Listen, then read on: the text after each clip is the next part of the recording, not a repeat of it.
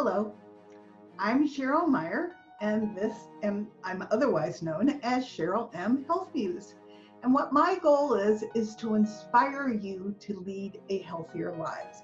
So when I proposed my podcast, I proposed that we present it in two different segments. The first one is It Feels Good to Feel Good, Future Proof Your Health, where I get to share everything I have learned to return my health back to relative wellness and to live a pain-free life in spite of the fact that I have autoimmune disease. But the second part of my podcast is this episode, and that's Tell Me Your Story, the Health Muse is in. My concept with this is it's all fine and well that you hear me tell my story, but I get a lot of, it's all fine and well that it worked for you, but it's not going to work for me. And I wanted you to hear that there are lots of people out there that have made changes in their lifestyle that have supported their health and brought them back to relative wellness. We all have a couple things in common. We all owned our own health. Whatever the doctor was suggesting we did was going on a parallel path to us making these lifestyle changes where we did things that cleaned up our toxic load. We all pay attention to our body. You'll hear jazz in the background because I want you to listen to the rhythm of your health, and I want you to pay attention to what your body is telling you. My body had been trying to tell me that I was going to topple over into toxic load for some time. I just wasn't listening. So if you clean up your lifestyle and if you listen to your body, you have a very good chance not of being deprived in any way, but returning to feeling darn good. And that's what these podcasts are really all about. So thank you for joining me. This is going to be a Tell Me Your Story, the Health Muse is in episode, and I hope you enjoy it, and I hope that we all inspire you to lead a healthier, happier life. Thank you.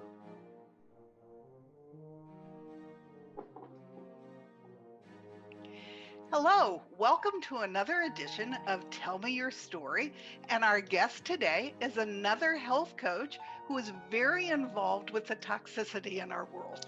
So I'm really excited to have her here because we should have a fabulous conversation that you all will learn a lot from. Her name is Kelly Bonanno. Did I pronounce it? Bonanno. She told me and I still got it wrong. Bonanno. And she's also in Southern California, and she works a lot with eco solutions for beauty. So I'll let her introduce herself and tell you what her history is, how she got involved in this, and then we'll kick it off from there. Welcome to my show, Kelly. Thank you, Cheryl, for having me. I'm so glad we finally get to chat. We are very like-minded. I'm an eco lifestyle and wellness coach. And so my specialty is really helping busy Gen X moms really, break free from dieting, stop the yo-yo dieting, but without counting calories and restrictive diets and, without giving up some of their favorite foods. Chocolate, wine. I think a lot of people, they feel like they have to restrict and then it backfires. And, just helping them have a better relationship with food and their body. And I like to create harmony rather than rules. And a big part of that is reducing toxic load. That's one of my huge specialties. It's been a passion of mine for a long time. And, as you know, the toxins in our environment, in our products we're putting on our skin, the things we're using in our home are leading to a host of illnesses and things that I've experienced, that you've experienced, that people are experiencing. They don't even realize they're coming from toxins. And so my goal is to help people reduce the toxic load. But it's very overwhelming. So you're taking away the It can be. And where I did all my research was on the, God, I'm going to go blank. The website that does the Dirty Dozen Clean 15. Environmental Working Group. Thank you. Whoa. Environmental Working Group. And it's not exactly user friendly. Sometimes your products are in there and sometimes they're not. So you have to look them up by ingredient. But when you trade them out for lower toxin things, your body is really happy and it starts to celebrate that you've eliminated all those toxins. And I don't think people realize that cosmetics and personal care products, particularly, are not regulated. So I was shocked. I was buying expensive French cosmetics and they were a 9 on a 10 point Oh, scale, oh, and our skin is our largest organ. So exactly. all of that's going in and causing havoc. And what I call it is disease. It starts off as disease and then it becomes full-fledged disease like it did in me. Did you have a similar story to me? Did you get some kind of a complication that made you get more involved with health? Yes, but it was sort of a not a linear road, and I kind of call myself the accidental environmentalist. I've always been kind of wellness minded. Like I was following Dr. Oz back in the 90s, back when I was working, before I had kids, before I was married, and when I was working in network television. And I was even a little eco. I was kind of learning about the deodorants. I remember trying the crystal deodorant, which did not work. I couldn't really, like, okay, don't want to be smelling by 3 p.m. Now, luckily, there's so many great deodorants on the market. But so it was sort of in there. And I remember having this, it was like this foreshadowing moment in the shower, getting ready for my work day at CBS. And I remember looking at my shampoo bottle with this huge, list of ingredients. I remember thinking, how do I know all of these ingredients are actually safe? And I mean, this is like, what is this stuff? And I quickly dismissed the thought, thinking, well, it wouldn't be, allowed to be sold on store shelves if it was, Yeah, safe. I thought my government was protecting me. Oh, Exactly. no. No, Yeah, they're not. no, not at all. They are the opposite, harming. And so, but I didn't, that was then a few years later, you always get a little more healthy and focused when you have a child. When I was pregnant, but sort of the mainstream things, it wasn't even really toxins. Then, so my oldest is 18, but then my youngest, when I was pregnant with Jackson, my youngest, who's 15 now, and I don't think there's any accidents, there was an email just ended up in my inbox from Dan Jacobson. He's a California legislator, and he was talking about all the toxins in plastics, the phthalates, the BPA, and I was like, what? And so of course my 3-year-old is eating his, food off of these things, drinking his toys, everything. And that's what kind of started my journey. But it was a slow, go. I just kind of, so then little bit by little bit, then I learned more. And then a few years down the road, learning, okay, these are maybe not even a few years, these things are in our products, and realizing that Johnson and Johnson baby stuff that I was using on Joey since he was an infant was a 10 on the Right. environment. They actually got sued for Yes. baby powder and talcum powder. Yeah. And and so many baby products are marketed, for your babies, and they're some of the most toxic. And yes, so and then I learned there was no regulation, or very, very little. So companies can put anything they want in their formulations. Doesn't They're matter if they, self-regulated. I yeah, love that. Like yeah, they're going to do that. And I keep reminding people, these companies are not out there for your health. They're no, out there for their profits. So bottom, if they can find something that's more toxic, but that will cut their costs and still look like it's the same product, trust me, they're going to do it because they're not worried about you. They're worried about them and their stockholders. So you have to own it. You have to know what you're using. yes. And they are lobbying against regulation. Plus, even, okay, let's say, okay, there's going to be regulation. The FDA allows so much junk in food and everything else, it's not going to really protect you that much anyway. So, and as you probably know, there's only 19 chemicals or harmful toxins banned here in the US, more in Europe, but And even there's they allow, thousands. and there's thousands and thousands being used in commerce.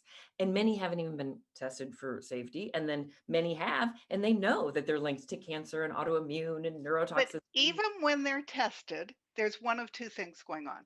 They are given a designation as GRAS, GRAS, which is generally considered to be safe, which means they didn't really study it long enough to find that it wasn't. Yeah.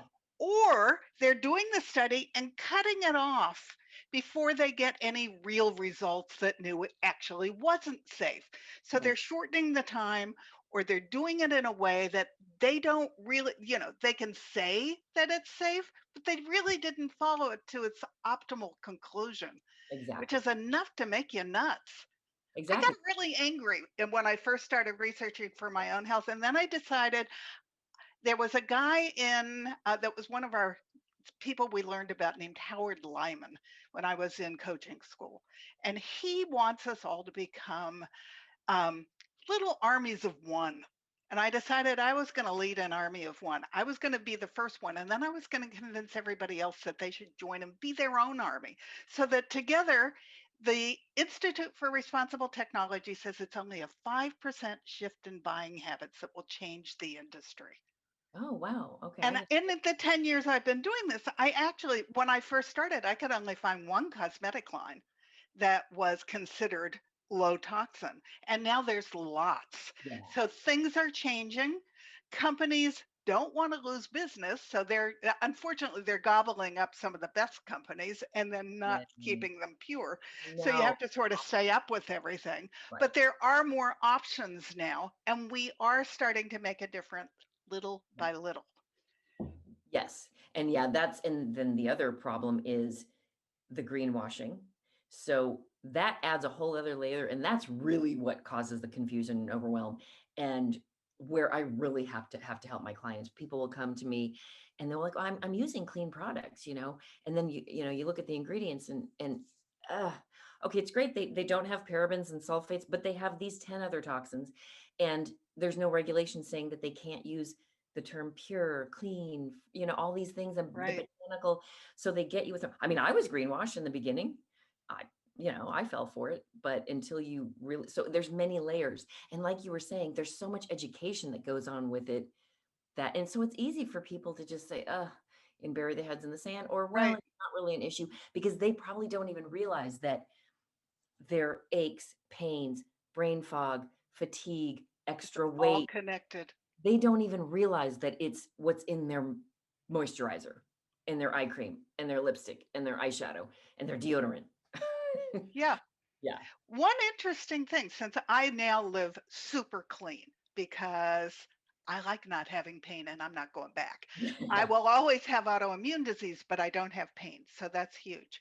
But I also no longer have much body odor because I've eliminated all the toxins. Whereas I used to have a horrible problem with underarm odor, and I was using Mitchum and all kinds of very toxic things. And then I'd reach a point where they wouldn't work, and I'd have to shift to something else that was very toxic. I don't have to use any of that anymore. And if I do have a little bit of body odor when I'm in the shower, I know that I did something that was toxic that entered my body that I need to trace back and figure out what it was because my body's reacting to it. Ah, So it's really been kind of an interesting thing to explore with my yeah. own body. Like But your own little barometer, you're sort of, uh-huh. And yeah, I ask myself every morning, how do I feel? If I don't feel top notch, then I think back, what did I do that is not helping me with my healthy journey? And yeah. then I go back and I eliminate that, or I take a look at the ingredients a second time. And sensitivities are weird because they change. You can be sensitive to something one day and not be sensitive to it the next, or vice versa. So then I trace back and go, what's causing this reaction in me? But it's a daily conversation because I'm not going back. Right, exactly. And it's interesting with the antiperspirant. I mean, I still smell sometimes, but less. I mean, yeah, I go days I don't have to use any of my deodorant. But I used to sweat a lot. I was a sweater, not pretty, not feminine, but that's just the way it was. But when I stopped using the antiperspirants, which is, your body needs to sweat. Now Right. I sweat less. I don't, you don't need when you're stopping it up, your body, I think it's like overproducing, and so because some people are like, well, I can't go without an antiperspirant. It might be a little bit of an uncomfortable period, but then when you get on the other side, you find yourself sweating less anyway. And see, that was one of my problems. I have something called MTHFR, which means what goes in my body stays in my body and I don't sweat no matter what. I mean, it has to really be humid out there for me to start to sweat and notice it because I don't sweat. I do saunas to try to get myself to sweat. Getting stuff out of my body has been an interesting journey unto itself. And I was eureka with heavy toxic metals. So getting those out of me took a long time because my body doesn't want to let them go. Right. And and even once I did think I got them all out, my liver had stuffed some of them in my fat and my bones. So a year and a half later, they started leaching back into my body. I thought they were gone, but they were just hidden. Wow. So it's a continual journey, which is also interesting. The body's fascinating. It really is. And yeah, you're right. Some of those toxins, they stay in there and it's true. Um, so when I was on this journey, so it was kind of like an accident, but then when my son, my youngest son was like 2, I think he was 2, I went for my physical because I thought, you know what, I really haven't, I was the doctor all the time when I was pregnant. They just did, it was a general allopathic. I wasn't into the homeopathics yet. And she just did general blood work and she's like, oh, your thyroid, you need to go on thyroid medication. And then it turns out I had Hashimoto's. I was Oh like, my. I know. But here's the interesting thing. I didn't go to her saying, you got to check my thyroid. I wasn't having the typical symptoms, the dry skin, thinning hair, even weight. I mean, I wasn't like exactly where I wanted to be. I mean, my son was 2, but I was I wasn't overweight. I just, I mean, for me, it's like my bones are small. So if I'm not like within a certain weight, but I lost the baby weight for the most part. So it wasn't that. And I didn't really feel sick. But then I learned other symptoms that you don't realize are caused by autoimmune, Hashimoto's, thyroid issues. I was irritable. I was brain fog. I was like those kind of things that I just thought, I'm a tired mom. My 2 boys are running me ragged and I have no help. And, but I wasn't, I mean, I can have a temper, definitely, but generally I'm a pretty optimistic, happy person. And I don't like being irritable and unhappy. So it wasn't natural for me. Like I was, I don't take anybody's crap, but at the same time, I'm pretty even like I'm not. So I was like, why am I so irritable? I mean, it was awful. So that was a godsend when I, leveled out my thyroid. That helped. But then what helped even more, again, the allopathic doctor did not even talk about gluten. When you have thyroid issues, you should not have any gluten. So then in a couple years, I went to Dr. Bernhoft. He's here in Southern California. He's pretty renowned. I remember him being on Dr. Oz. He was actually on Dr. Oz after I went to him. That's not why I went to him, but he did some food allergy testing and got to the root cause of certain things. And he said, you're not celiac, but you do have a gluten intolerance. That's what made the difference. Then my irritability, oh my gosh, it was like the cloud lifted. That was a beautiful thing, going off gluten and just feeling better mentally. And who knew the connection? So felt so blessed to learn that connection. And during that time was going more and more low toxin, because then I started learning about the toxins can have these effects too. And my son was having some problems at the time, and his problems resolved the more I went non-toxic. So it was just like, connecting the dots sort of. And then, so it wasn't this linear path, but certainly, and now I can smell a toxin a mile away. Yeah, I know. And you can feel a toxin a Yes, mile away. yes, I think I've come to the conclusion that most people don't even know that they don't feel good. yes, that's what it is. Yep. And so, because when you start feeling good, you're not willing to give it up. You go to all kinds of contortions to make sure you're eating in a clean restaurant, or to talk to the hostess at a party and tell her you're thrilled that she's invited you. You're going to come, but you hope that she doesn't mind because you're going to bring your own food. That's not embarrassing for you anymore because you're not going to give up how good you feel for anything. So Exactly. you find ways to take care of it in the sweetest and most lovely way. I mean, who doesn't want to hear that you're thrilled that you're invited to their house, but not to worry about cooking for them? I'm not going to make people cook for me. I have 18 No, food sensitivities. So yeah, yeah. And it's true. I think you hit the nail on the head. People don't even realize they don't feel good. In fact, I was on another podcast recently. We discussed this same thing. Once you start feeling better, then you realize, oh my gosh, I really was not well. It's true. for a And long time, yeah, you look back and whoa, I wasn't feeling good forever. but I didn't know that that's what was wrong. I just, had sort of days when I was blah. Yeah. And you realize also like certain things that you hear other people complaining about or saying, especially in certain age group as we get over 40, over 50. And I think I don't have that. I don't have that. I don't have that. And you're 10 years younger than me. It's like that's Right. because yeah. And the thing is, they don't have to have it either. I mean, you really can change so much with some lifestyle, and it doesn't have to be a whole overhaul. I mean, a whole overhaul is great, depending, but certain people are like some of my clients, they just need a few shifts. They're really not, Right. they're not going to And the each drive-thru every day. shift And is one step closer to health. exactly. I eliminated hundreds of toxins, and I talk about that in my first book. And the first person I sent the book to, who was my beta reader, said, "Oh my God, this is overwhelming. I can't do it." And I said, "Well, you're not going to do it all at once. It took me 5 years." Yes. So that was great because I did a workbook so that as people read the book, they can write down what they find is toxic in their lives and replace it when they run out of the old icky thing, so that it's a gradual thing. You've been using that how many years? You're not going to go through your whole house and throw everything out. You can't afford to do that, but you can do it step by step until all of a sudden, 2 years later, you're using totally different products and feeling really good. And then it's all worthwhile that you did it. Right. Right. It can be gradual, and one step at a time. Every step counts. I mean, the lower your toxic level goes, the better it is. And yes, it's yeah. And then that's the easiest way. I always tell people, as you run out of things, transition. Right.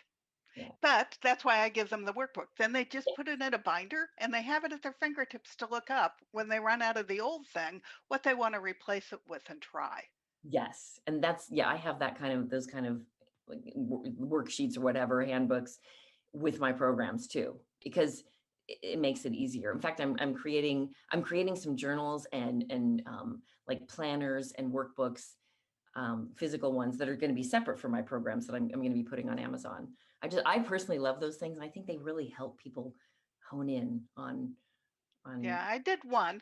I wrote my second book in a group, and we were talking about one woman said no one was hiring her to speak before COVID. And then we looked at her calendar and she said, "Gee, I don't have any time because I'm all booked up." And I thought, you know what? As women, we do not celebrate our victories. We go victory to victory and we're just on to the next thing. So I did, as a Christmas present for my group, a victory and gratitude journal. And then I published it on Amazon so that every day we sit down and we write down, whether it was big or little, what our victories were from the day before. Because we don't stop to give ourselves the little attaboy it's of so true. what we I'm so did. guilty of And I that. think women are the worst. Yes. For a while, it was months ago, I was writing down everything I was getting done every day, like instead of a to-do list, a did list. And it did help. And then I've got to get back to that because yeah, the same thing. I'll have like all this stuff to do and all accomplishment. And it's like on to the next thing. And I think to myself, I was just thinking recently, Kelly, you got to slow down and you acknowledge like everything you got done and not be so quick to, Right. And think about where you were 2 years ago. I mean, yeah, it's like night and day. yeah, So, but I kind of missed it while I was so busy doing it. And right. that's what I don't want to do anymore. I want to be grateful and I want to I've been practicing gratitude for years, but I also want to celebrate the victories as they occur. And they happen all the time. And so They you want to do. make sure that you relish them and take a moment to say, "Whoa, I did that and I'm proud of myself for Yeah, that." and gratitude. Yeah, I have been practicing it too. It's life changing, It and is. yeah, and being grateful, and like being grateful that you got that thing done. That's what I've been trying to pepper in too. That helps you kind of celebrate the victories. And then I just took a seminar who had a new wrinkle on gratitude, which I started doing. You practice gratitude for what you want to manifest Yeah, as if it's already occurred. Um, and that's a nifty thing unto itself, too, because you feel it, you taste it, you experience it before you pull it in, so yeah, that it is more likely to manifest. I've always run storyboards of where I want to go, vision boards, yeah. but this is kind of a whole new approach to that, Yes, so it's that like I stay they- focused on what it is that I want, right. what it Like is that I'm working for. I think I can't remember who says it now. Is it Joe Dispenza? Be, do, have. So instead of being in a place of want, like you attract what you are. And so yeah, exactly. I've been kind of working on that too. And it's hard, you got to really, it's a muscle. You have to constantly, Right. yeah, And it's easy to go, I keep wanting to manifest this, but it doesn't happen. You don't do any of that when you're practicing gratitude for what it is that you right. want to manifest, because it sets you in a positive frame of mind right from the very beginning. Exactly. And it helps in all areas. I mean, I tell my clients, like, for the health, and even weight loss, like, what you tell your brain is it's just going to follow, it's just going to do what you say. So, that reticular activating system. So if you tell yourself, oh, it's going to go straight to my thighs, or, oh, I'm going to have, I can't have that. I can't have this, or what, all of that is you're just, that's what you're going to create more of. So you got to watch those inner thoughts. Right. Well, even when I started doing my advertising for my sugar detox, which rolls out this week, I was doing all the things that sugar did to you that were bad. And a friend called me and she said, God, I got so depressed. She said, how about you do all the things you get if you ditch it? So I actually did an article that I published in Brains magazine, which is an international digital magazine, on the 50 benefits of ditching sugar. It's a lot, and it's overwhelming when you start to think about all the benefits of getting rid of the stuff, because you don't dwell on all the stuff it's doing to you anymore. You just want to have the enjoyment of all of those benefits. So That it's a good flip of mindset wherever you're going. is that article out? That's a great article. I That want article is out, yeah, and it's actually I posted it as a blog on my site. okay, I'll check So it out. That's great. yeah. And that is so wonderful. And that's what I kind of try to do with my clients too. Let's not talk about what you can't have, what you can have and what you can do and what you can bring in. And then the can'ts kind of just Yeah, aren't the cans aren't going to make us want to do them. Our no. bodies aren't going to go there. Right, right, right. But if we have lots of benefits from it, then we want them. And it does shift the mind. And so that was a good lesson. I really appreciated her coming back to me and saying, I don't want to depress you. I want you to be excited to do this. Yeah, that's great. But that actually started me doing cards for each different reason why somebody would want to detox off of sugar. So I also posted those all on a blog sheet because I'm going to use those as the why for each person in my group to find their why, put it on their mirror and read it every morning so they stay focused on. Because when you detox off of anything, especially an addiction as strong as these synthetic ingredients and sugar are, Yeah. you need to remember your why, because it's not pretty in the beginning. It was like I got a terrible flu and I was sick as a dog for 6 days. Now, I will admit, I went through that because I was really hooked on sugar. I was eating Really. far more than I should have been, and that was one of the reasons I got sick. I was I was coming home and eating on the fly as fast as I was working all day long. Oh So my, I'd walk in the door and I'd just be eating until I wasn't hungry anymore. So it didn't matter really what it was. And it certainly wasn't doing anything that would be giving my body wonderful nutrition. Not that I didn't like vegetables. I ate vegetables and fruits, but I was eating all the other crud too. right, right. Now, were you eating, like, having just kind of a treat once a day, or was it a lot of sugar throughout the day? It varied. If Yeah. I wanted something, I didn't deny it to Mhm. myself. And for 10 years before I got sick, I was dating a guy who had grown up relatively poor, who had made it big, and he liked to go out to dinner every night. So we literally ate our way through Pasadena, where there are, I think, 90 restaurants that are not connected to any chain. I mean, food in Pasadena is really good, Oh my but God. it's Yeah, also not completely really healthy. stereotyped. And so every night we would go to a new restaurant and we both put on a tremendous amount of weight. And Mm, literally, I knew I had eaten my way through Pasadena. And so um, I wanted to start to cook when I knew something was wrong with my body. And he didn't want me dictating what he could eat. So I actually woke up one morning and said, I don't like it that you're sick. I said, well, nothing I can do about that. So we broke up, and it was actually an angel's hand on my back was one of the best things that could have happened to me, because I don't think I would have ever gotten well had we stayed together. I bet you're right. Yeah. And I took a class because I decided I'm now 72, so I was 63 when this happened. I Oh my decided God, I you look was, great. thank you. You are a walking, you look a lot younger. You seem a lot younger too. You get a lot younger. See, you're your own billboard for the healthy living. But I took a class from a woman named Allison Armstrong who celebrated men who celebrated women because I decided I was obviously not very good at this relationship stuff. And she looked at me at the end of the class and said, Cheryl, your problem is you really want to fit into their life, and that is never going to work for you. So before you leave me, I want a whole list of what your non negotiables are. And so I made the list. We talked about it. We tweaked it a little bit. I put it out on the old fogey dating site, and my husband answered in 3 days and lived 10 minutes away from me. You manifested it. I manifested it the whole time I was, and the first thing on the list was I wanted someone to go on a get well journey with me.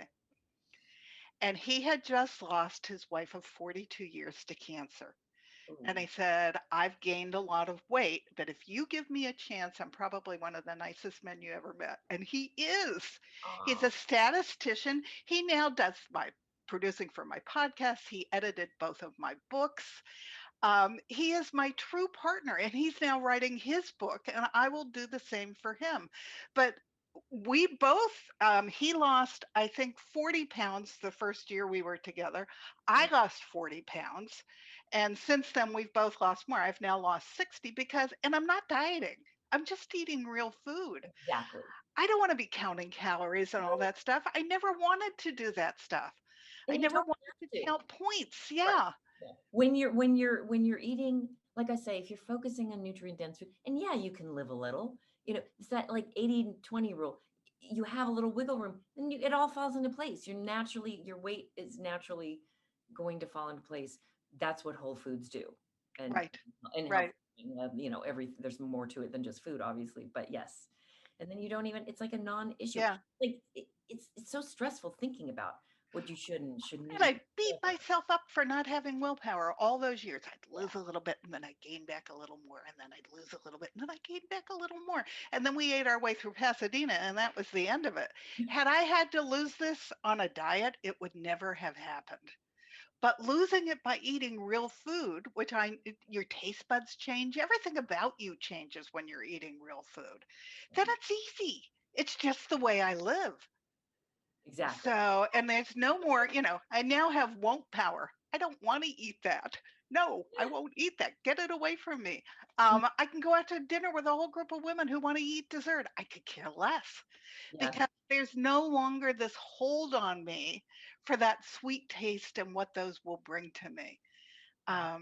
It's kind of I wish I'd have known this in my 20s. Life would have been so much easier.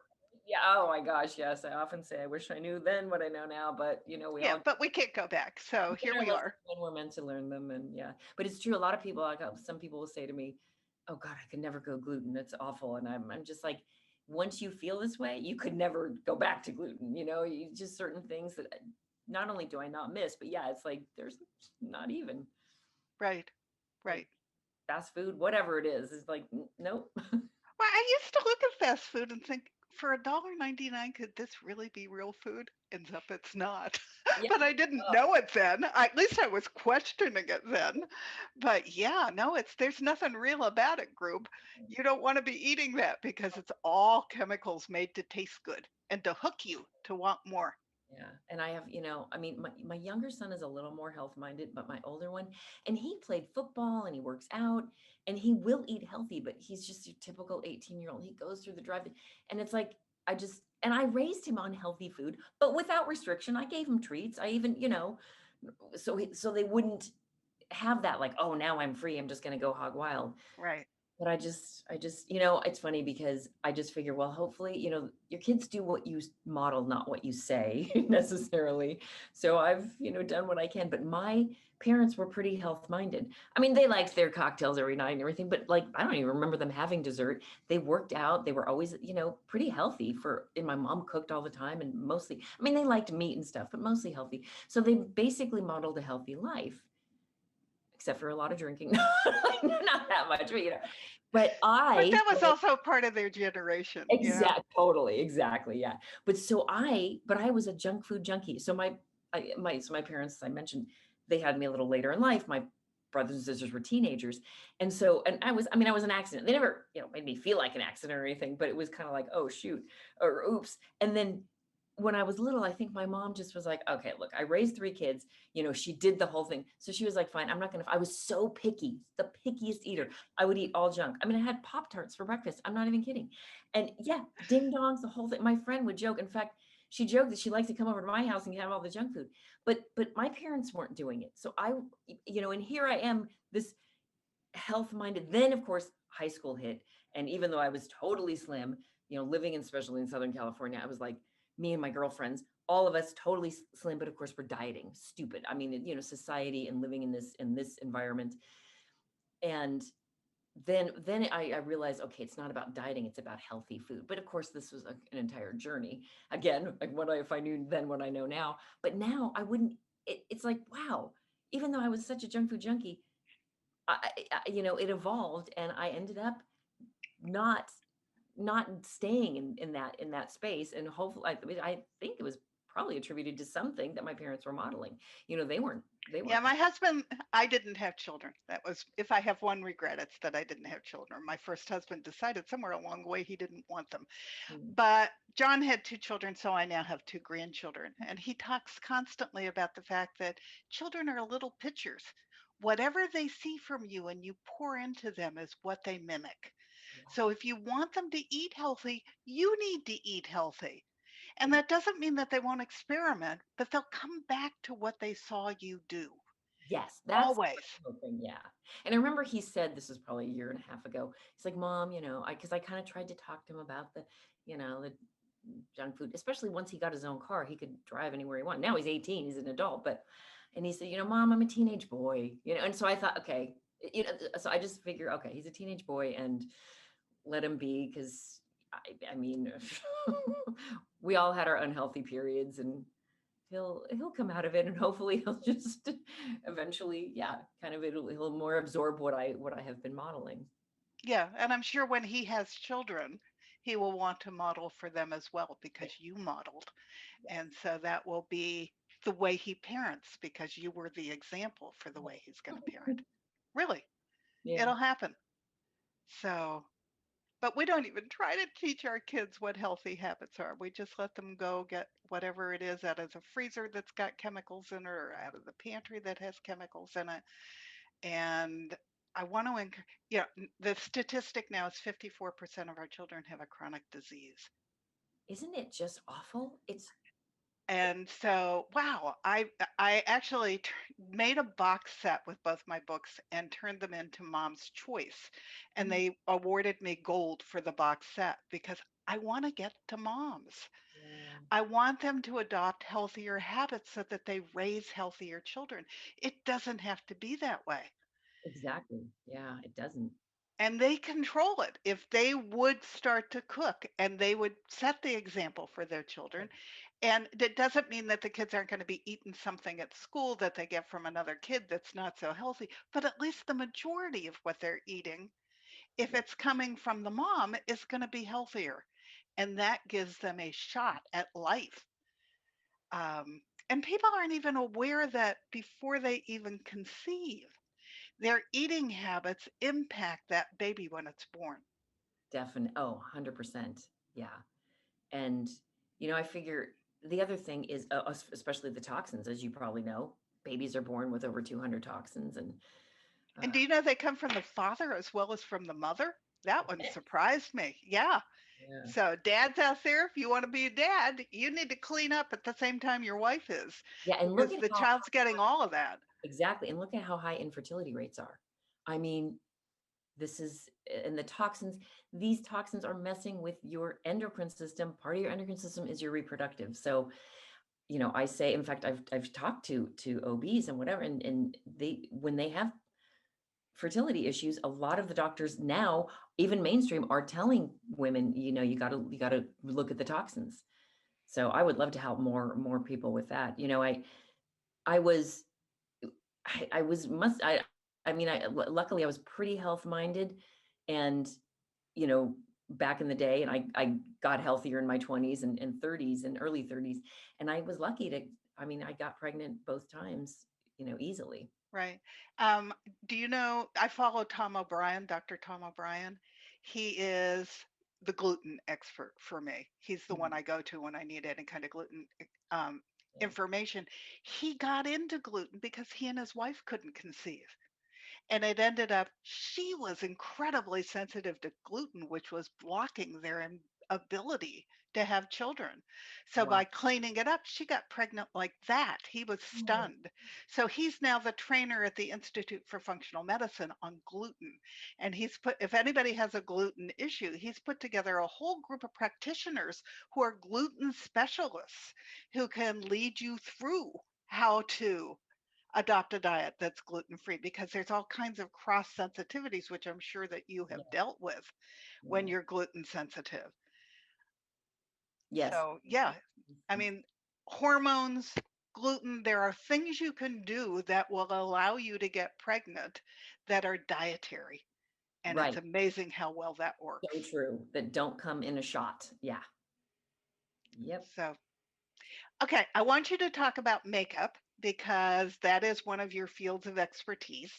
So, how did you get into clean makeup and what kinds of things are you recommending that people use now?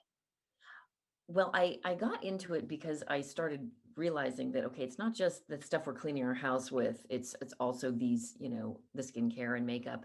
And then like you just mentioned, the skin is your largest organ, and it absorbs. It doesn't absorb every single molecule, but it absorbs a lot, and many of them do go straight to our bloodstream. So what we're putting on our skin is a huge, I mean, you can reduce your toxic load so much if that's all you transition.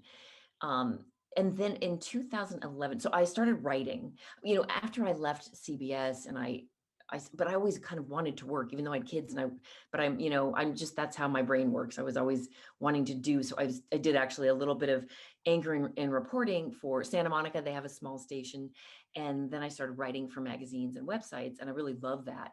Actually, I have a journalism background. So that was kind of always my goal. And then I started my own blog, and it was like a lifestyle blog, but more and more I would start writing more and more about wellness, and then eco-friendly living, and then clean beauty. And it just kind of really, that's when I really got into it. Then I started doing deep dive into the research, started researching what products are good and what toxins we should be avoiding.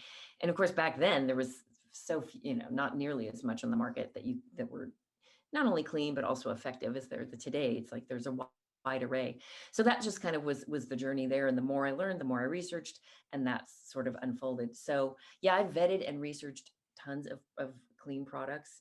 And for a while there, I was working with one line, and like doing workshops for them. And I still love that line and recommend that line.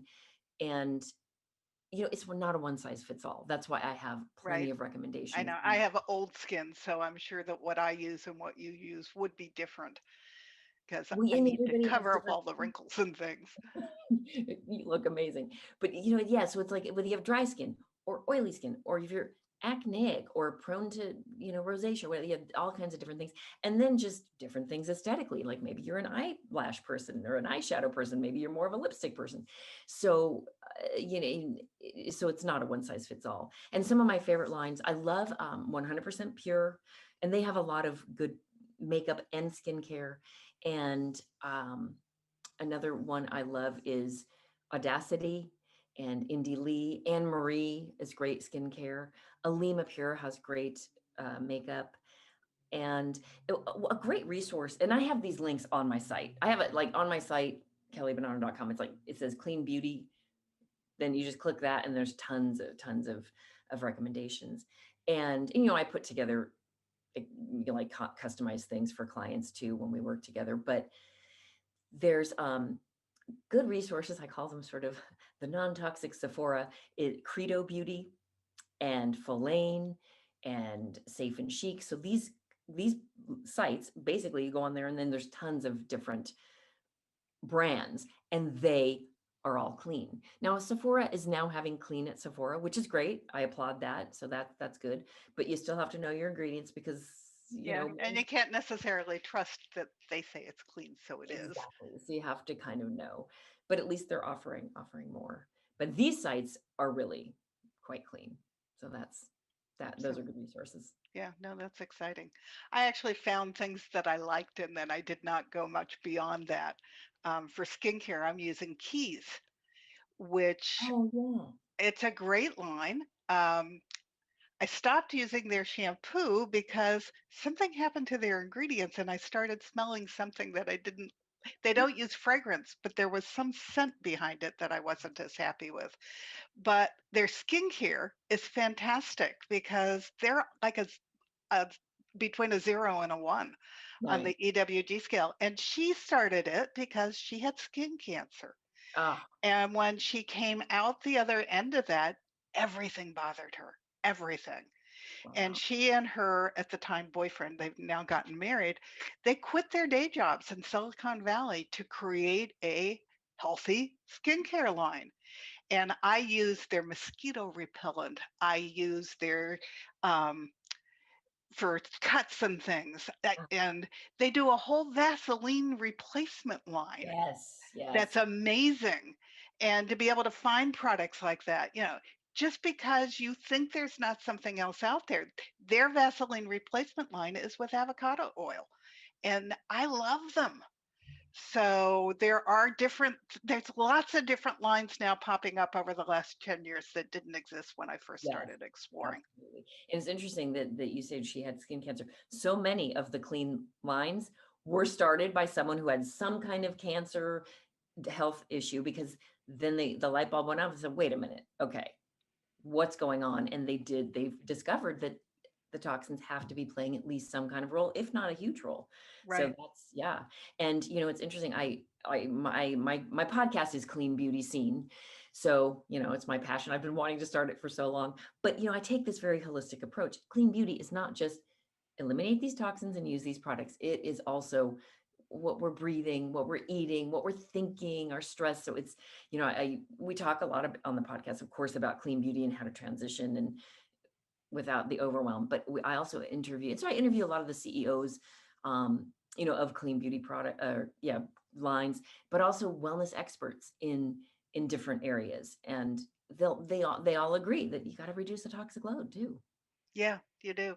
And I actually wrote a blog that beauty is an inside job. Doesn't matter what you're putting on your skin if you're not putting into your body what will Yes. produce beauty Yeah. on your body. I call it Eh, beauty from the inside out. It's one of my chapters in my book that I'm only halfway done writing, but it's a passion project. And in my modules, it's like, yeah, it's beauty from the inside out. Definitely. Right, right. Yeah, So it's all important. it really. Okay. I want you to tell people how they can find you. Oh, so my website is kellybonanno.com. And I know that's a tricky one. KELLYBONANNO. And I mean, you should probably put it in the show notes. Yeah, I'm going to put it right underneath the show And notes then so they my can my find you. website, my podcast is Clean Beauty Scene. And and I have a couple free guides. Like I have one that they probably would find helpful. It's to clean your beauty routine and improve your metabolism, really talking about those obesogenic toxins that mess with the metabolism and the fat stores. They can increase the number of fat cells, the size of them. And when we eliminate some of those, that can really help your Right. metabolism. Yeah, Some people that the reduced toxic load, they don't even change much else, and they can lose some weight. right. And sometimes what people think they're eating or drinking for weight loss has got things in it that are doing quite the opposite to them. Exactly. I Oh, had a client, she didn't want to give it up, but she was drinking a breakfast drink that was bottled every morning. And I looked up all the ingredients and sent it to her because her weight issue was partly connected to things in that drink. But it wow. was easy and she didn't want to give it up. Okay, you have to decide, do you really want to lose the weight and find another solution or not? It Yeah. was cheap What was and I'm trying it. Um, I don't remember what the name of it was. She was buying it at Costco, but it wasn't doing her body any good. Yeah, that's the thing is all this marketing. they're marketed to make you believe that it'll help you in one way, and it hurts. It's like Yeah, I said earlier, it's about the bottom line. They're just making money. right. And one thing that Marilee from Branch Basics taught me when I interviewed her for my podcast is start at the bottom of the list on your products. Start with the very last ingredient because that's the tiniest amount, and then go up until you hit something that's super toxic. And then you put it in a bin, you take it out to the garage, you only use it till you replace it, and then you throw it out Right. because if it's in a small amount and it's toxic, by the time you go higher on the list, it's going to get increasingly toxic. Right. So you don't have to look up every single ingredient, which was what I was doing 10 years ago. I Yeah. was looking up everything and then go, yeah, I probably don't want to be using this. But you don't have to do all that. You just Yeah. start until you reach those things that are not acceptable. In that free guide, I also list like my top 12 toxins to avoid. And I always say, even if you avoid some of those, you're pretty much going to go clean, because the really good, but then there's the tricky things, as it's like some of the brands, they're like, oh, there's no sulfates, there's no this, they'll list 6 things they don't have. And that really makes people think it's clean. But then, no, no, no, no, no. They have the ingredient, toxins Right. in. Yeah. And simple things. My head was itchy for my whole life. Ends up it was because I was allergic to shampoos and Yeah. all the toxins in shampoos. So if you're having problems like that, follow it through. Why would that be? It Right. never occurred to me that I was having a sensitivity to my shampoo.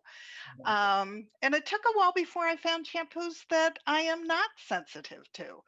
So keep going. You Have you can find products that are just as great.